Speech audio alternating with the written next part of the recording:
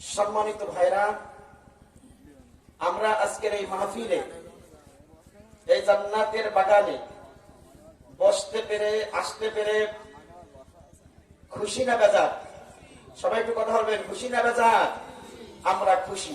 বেজার একজন আছে, সে কে?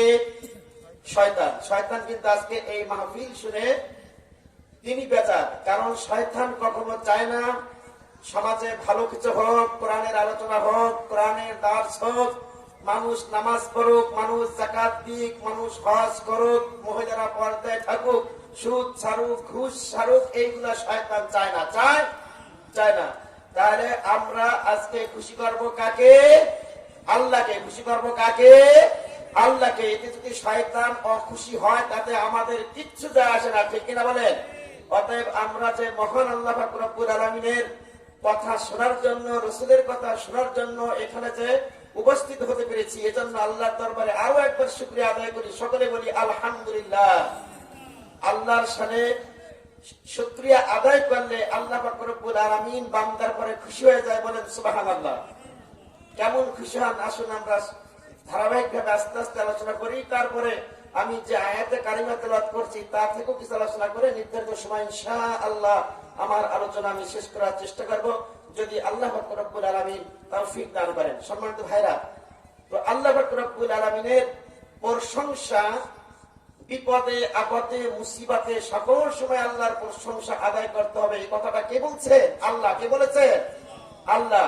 আমরা যে নামাজ পড়ি, ফজর ফরজ বলেন, ওয়াজিব বলেন, সুন্নাত বলেন, নফল বলেন, সাস্ত বলেন, আউমিন বলেন, ইশরাক বলেন, যত নামাজ পড়ি প্রতি রাকাতে যেই সূরাটি তেলাওয়াত করি ওই সূরাটার নাম কি?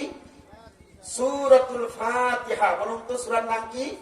সূরাতুল ফাতিহা। এই সূরাটা সিরিয়ালে প্রথম। এই প্রথম সূরার প্রথম আয়াতে আল্লাহ পাক রব্বুল আলামিন কত চমৎকার ভাবে, কত সুন্দর ভাবে আল্লাহ বললেন, বিসমিল্লাহির রহমানির রহিম।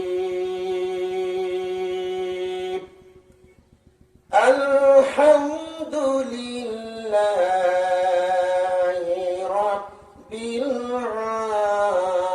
আলামিন। সমস্ত প্রশংসা মহান আল্লাহ পাক রব্বুল আলামিনের, যিনি সমস্ত সৃষ্টি কুলের রব। বলুন সুবহানাল্লাহ। আরো জোরে বলুন সুবহানাল্লাহ। তাহলে প্রশংসা কার করব আমরা? আল্লাহ। প্রশংসা করলে কি হবে? আল্লাহ পাক রব্বুল আলামিন দ্বিতীয় সূরা সূরাতুল বাকারা 150 নম্বর আয়াতে আল্লাহ বললেন, ফাযকুরুনি আযকুরুকুম ওয়াশকুরুলি ওয়ালা তাকফুরুন। আল্লাহ পাক রব্বুল আলামিন বলেন, তোমরা আমাকে স্মরণ করো, আমি আল্লাহ তোমাকে স্মরণ করব। বলুন সুবহানাল্লাহ। তার মানে যদি আমরা আল্লাহকে ডাকি, বিপদে হোক, সুখে হোক, দুঃখে হোক, খাবারের সময় হোক, আর শোয়ার সময় হোক, কাজের সময় হোক, আল্লাহকে যদি আমরা ডাকি, আল্লাহ বললেন ফাযকুরুনি আযকুরুকুম। বান্দা তুমি যদি আমাকে ডাকো, তুমি যদি আমাকে স্মরণ করো, আমি আল্লাহ তোমাকে স্মরণ করব। বলুন সুবহানাল্লাহ।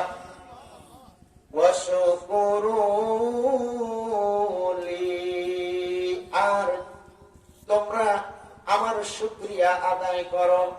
ওয়ালা তাকফুরুন, খবরদার তোমরা আমার কুফরি করো না। কার কথা? তাহলে আল্লাহর শুকরিয়া আদায় করতে হবে সর্ব অবস্থায়, বিপদে আপদে মুসিবতে সকল সময় আমরা প্রশংসা করব কার? আল্লাহর প্রশংসা করলে আল্লাহ পাক রব্বুল আলামিন বান্দার নিয়ামত, আল্লাহর নিয়ামত বান্দার প্রতি বাড়িয়ে দেন। বলুন সুবহানাল্লাহ। প্রিয় ভাইরা আমার, প্রিয় বোনেরা আমার, যারা এই আলোচনা শোনার পরেও, মাইকের আওয়াজ যাওয়ার পরেও এখনো যারা মাহফিলে আসতেছেন না, এখনো যারা ঘোরাফেরা করছেন, এখনো যারা উল্টা পাল্টা করছেন, তাদের সম্পর্কে মহান আল্লাহ পাক রব্বুল আলামিন মহাগ্রন্থ আল কোরআনুল মাজিদে কি বলছে আমি তাদেরকে বলছি, আপনারা আয়াত শুনুন আর আস্তে আস্তে করে চলে আসুন।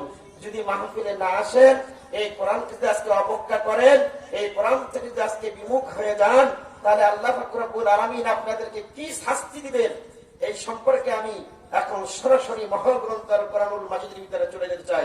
প্রিয় ভাইরা আমার, আমি শুরুতেই মহাগ্রন্থ আল কোরআনুল মাজিদ সূরাতুত তাহা 20 নম্বর সূরা, এই 20 নম্বর সূরার 124, 25 ও 26 তিনটি আয়াতে কারিমা আমি আপনাদের মাঝে তেলাওয়াত করেছি।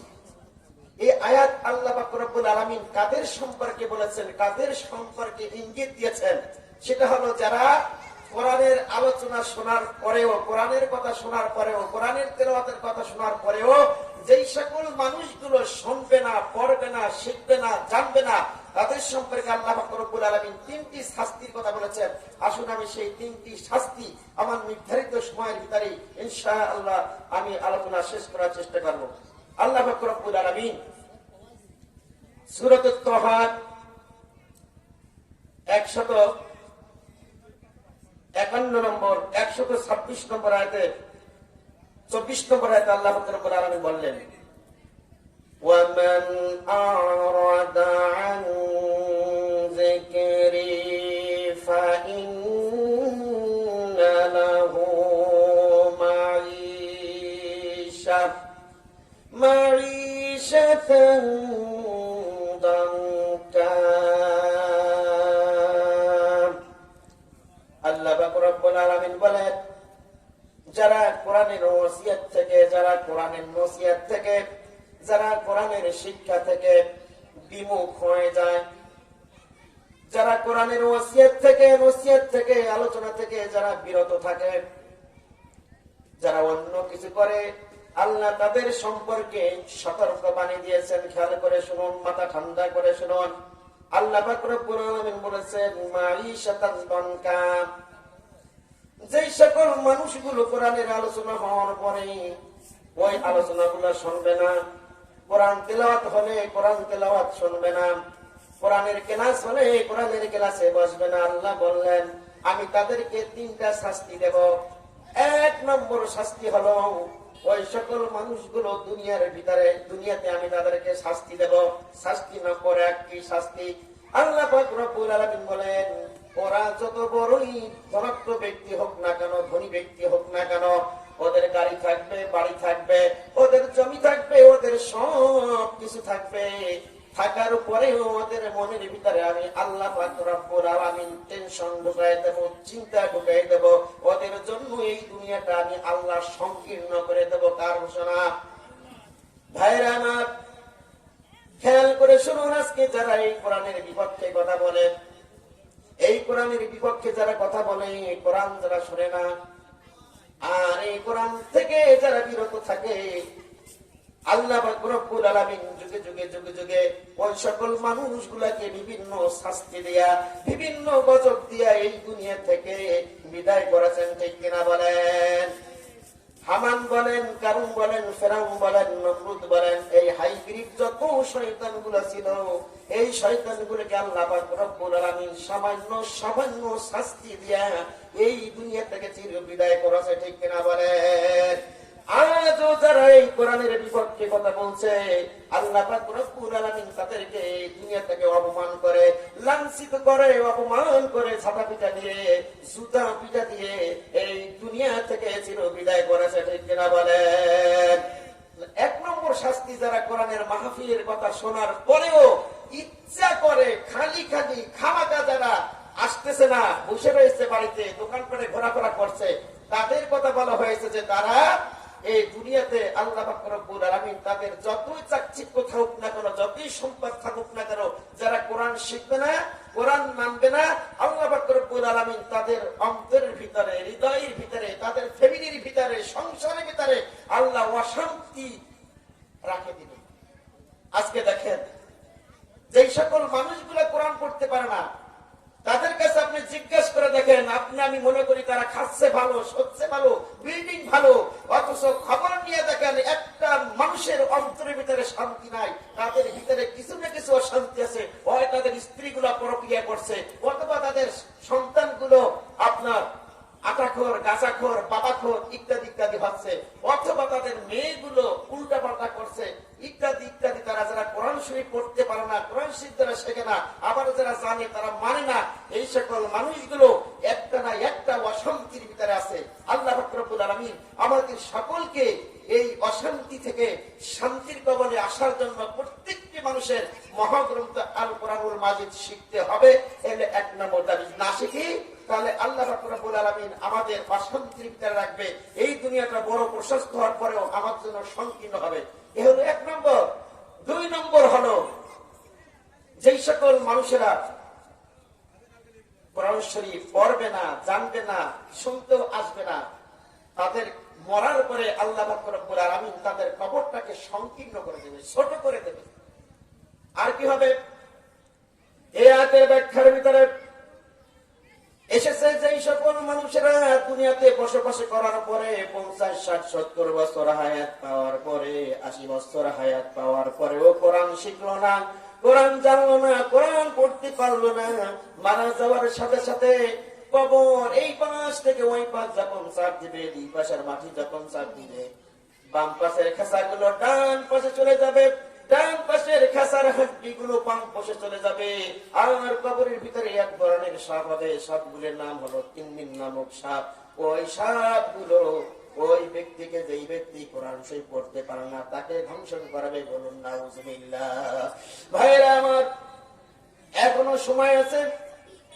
আসুন আমরা আজকের আলোচনার আমি বিশেষ বক্তা হিসেবে আমি আপনাদের কাছে প্রথমে ওসিয়ত করে যাই, প্রথমে আপনাদের পরামর্শ দিয়ে যাই।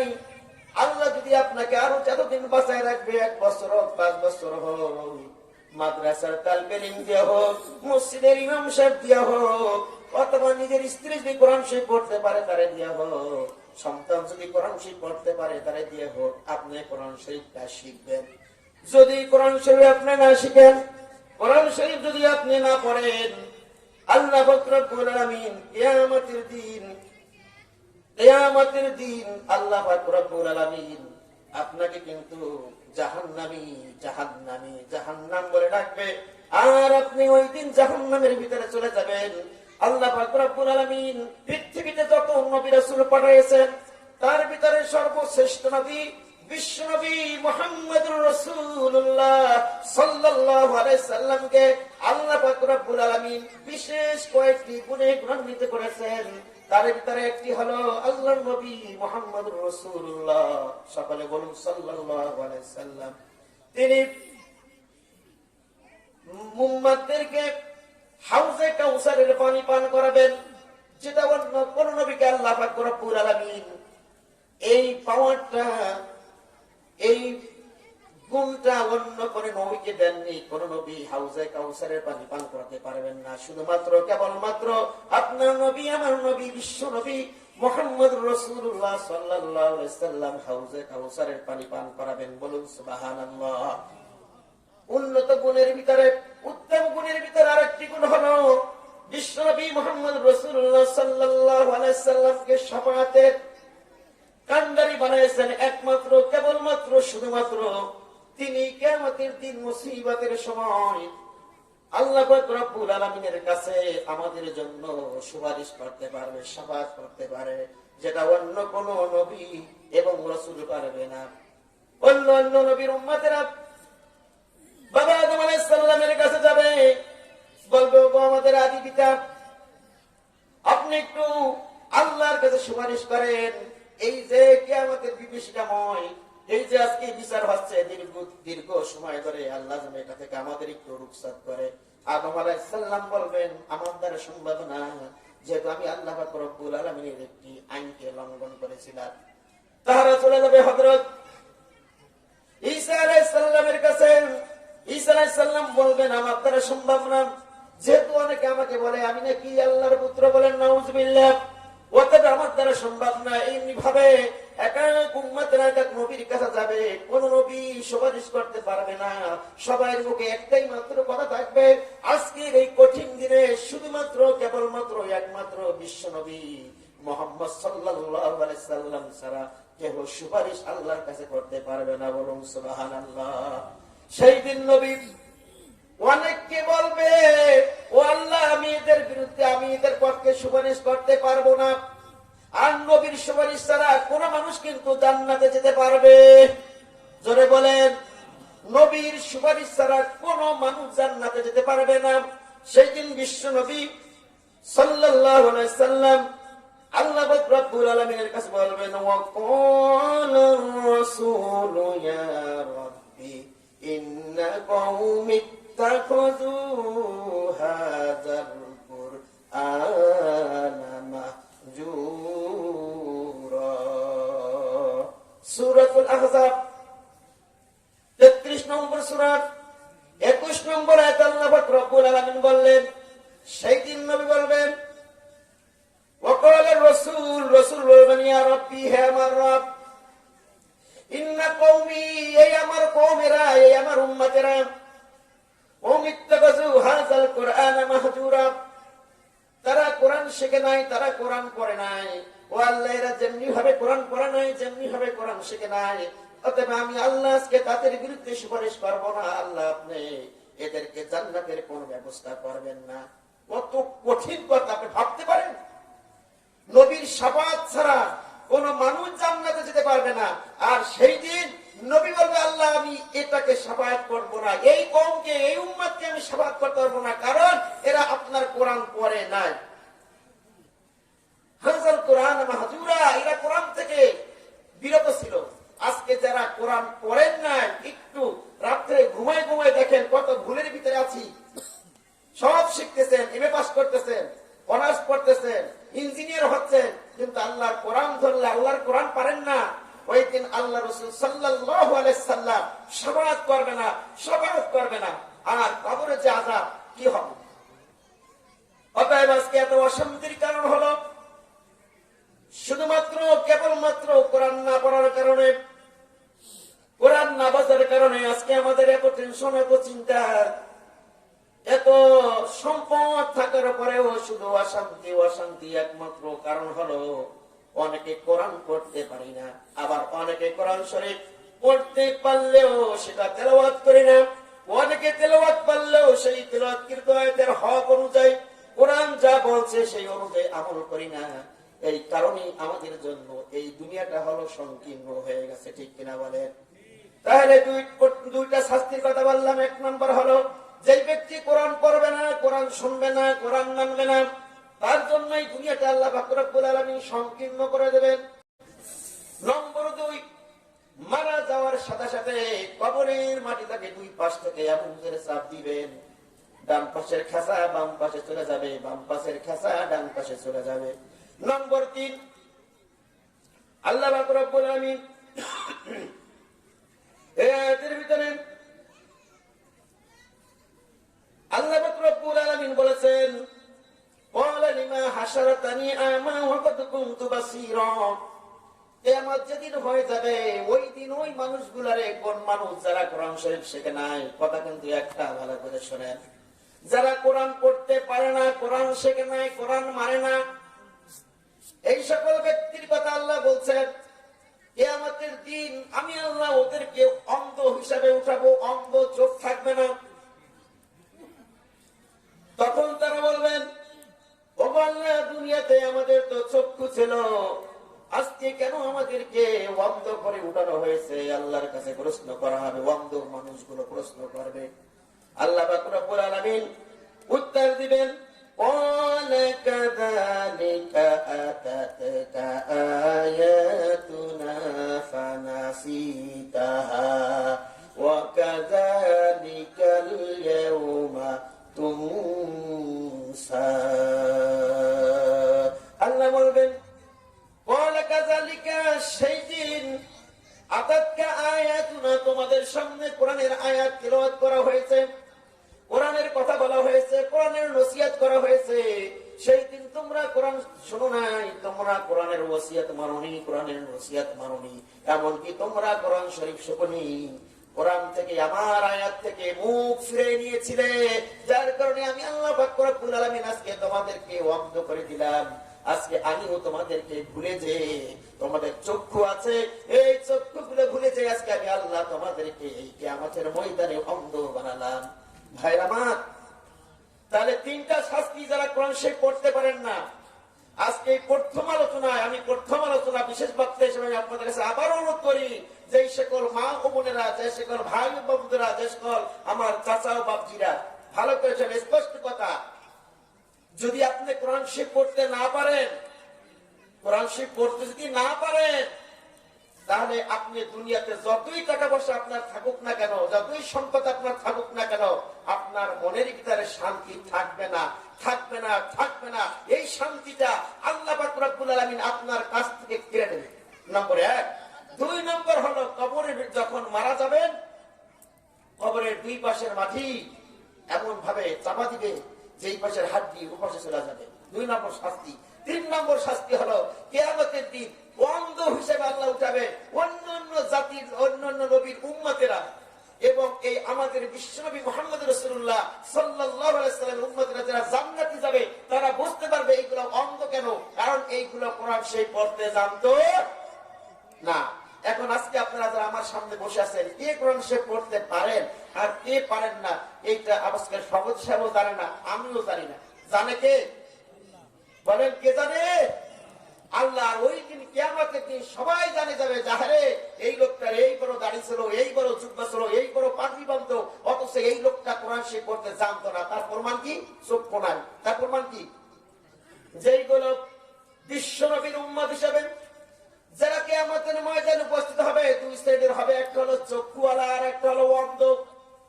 ভালো করে শোনেন, যাদের চক্ষু আছে তারা কোরআন শরীফ পড়তে পারে, আর যাদের চক্ষু নাই, অন্ধ, ওই দিন প্রমাণ হবে এরা কোরআন শরীফ পড়তে পারে না। অতএব অন্ধ না হয়ে, কিয়ামতের দিন অন্ধ না হয়ে চক্ষু নিয়ে আমরা আল্লাহর দরবারে উঠতে চাই। কারা কারা চান একটু হাত জাগান। লিল্লাহি তাকবীর, লিল্লাহি তাকবীর। আল্লাহ তুমি কবুল করো। আমার বাবারা, আমার চাচারা, আমার বোনেরা, আমার বন্ধুরা, তোমরা যারা কোরআন শরীফ এখনো পড়তে পারো না, যে কোনো ভাবে একটা ছাত্র অবসর সময় ডেকে নেয়, তাকে কিছু হাদিয়া দিয়ে কোরআন শরীফ পড়াটা শিখে নাও। যদি না হয়, এই 3টি আযাব থেকে আমরা কেউ রেহাই পাবো না, আমরা কেউ রেহাই পাবো না। অতএব আমরা সকলে এই 3টি আমল জানো, এই 3টি গুনার কাছ থেকে যেন আল্লাহ আমাদের সকলকে হেফাজত করে, বলেন আমিন। প্রিয় ভাইয়েরা আমার, আল্লাহ পাক রব্বুল আলামিন মহাগ্রন্থ আল কোরআনুল মাজিদে বলেছেন, লাকাদ কানা লাকুম ফি রাসূলিল্লাহি উসওয়াতুন হাসানাহ। অবশ্যই তোমাদের জন্য রাসূলের মধ্যে রয়েছে উত্তম আদর্শ। কার ভিতরে? বলেন, আরো জোরে বলেন, কার ভিতরে? রাসূলের আদর্শ অনুযায়ী যদি আমরা প্রত্যেকটি ক্ষেত্রে, প্রত্যেকটা সেক্টরে, হওয়া থেকে শুরু করে মৃত্যু পর্যন্ত প্রত্যেকটি ক্ষেত্রে যদি রাসূলের আদর্শ মানতে পারি, ওই মানুষগুলো সত্যিকারে সোনার মানুষ হিসাবে প্রমাণ হবে। ঠিক কিনা বলেন? যেই মানুষ রাসূলের আদর্শ মোতাবেক তার নামটা রাখবে, যেই ব্যক্তি রাসূলের আদর্শ মোতাবেক পোশাক আদি ব্যবহার করবে, যেই ব্যক্তি রাসূলের আদর্শ মোতাবেক তার পরিতে আল্লাহ পাক রব্বুল আলামিন নিয়ামত যেইগুলা দিয়েছেন, রাসূলের আদর্শ মোতাবেক নখগুলো কাটবে, রাসূলের আদর্শ মোতাবেক চুলগুলো কাটবে, রাসূলের আদর্শ মোতাবেক সকল কাজগুলো যেই ব্যক্তি করবে, ওই ব্যক্তি হইল উত্তম মানুষ। বলুন সুবহানাল্লাহ। আর যেই ব্যক্তি রাসূলের আদর্শ মানবে, আদর্শ গ্রহণ করবে, কিয়ামতের দিন মুসিবতের সময় আল্লাহ পাক রব্বুল আলামিনের কাছে বিশ্বনবী সাল্লাল্লাহু আলাইহি সাল্লাম তার শাফাতের জন্য, তার শাফাতের জন্য সুপারিশ করবেন। বলুন সুবহানাল্লাহ। আর জোরে বলুন সুবহানাল্লাহ। আর যেই ব্যক্তি রাসূলের আদর্শ মানবে, তার জন্য জাহান্নাম হারাম হয়ে যাবে। বলুন সুবহানাল্লাহ। তাই তো কবি বলেন, রাসূল এসেছেন রাসূল এসেছে আরব দেশে কাবার পাশে, আরব দেশে কাবার পাশে, মানবের সেরা মানব এসেছে, রাসূল এসেছে, হাবিব এসেছে।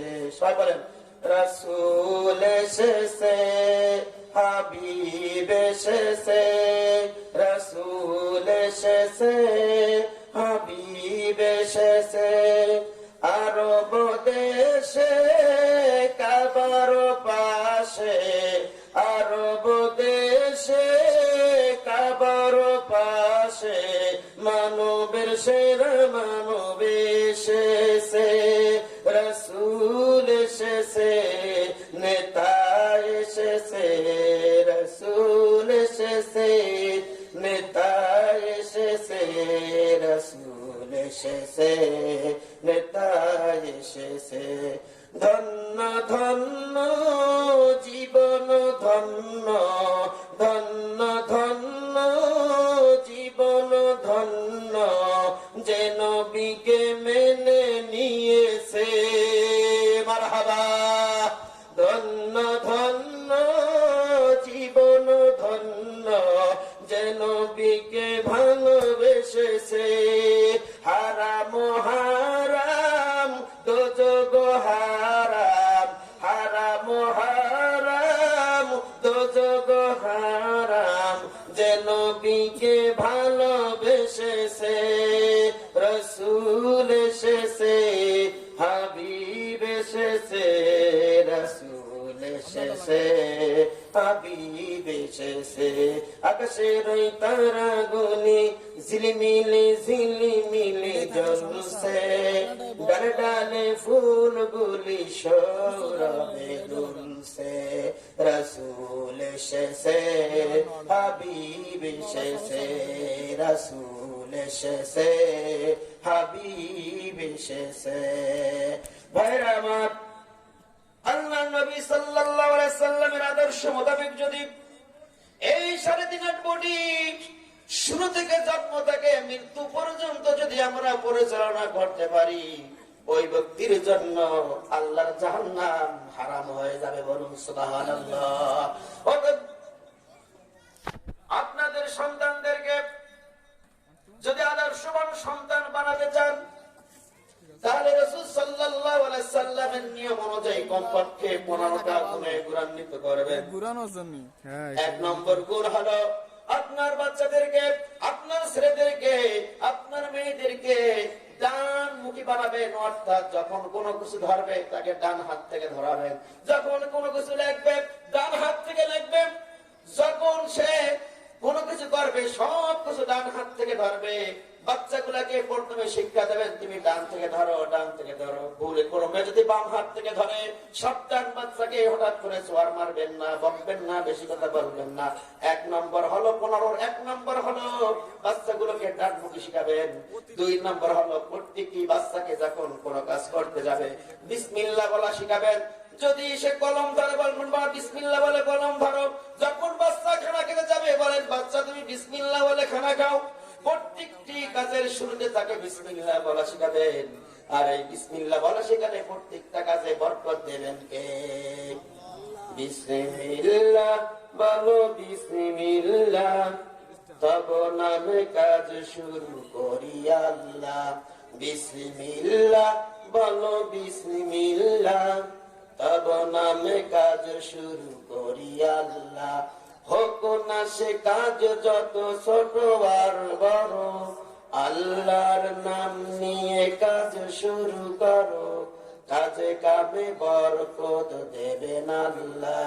বিসমিল্লাহ বলো, বিসমিল্লাহ, তব নামে কাজ শুরু করি আল্লাহ।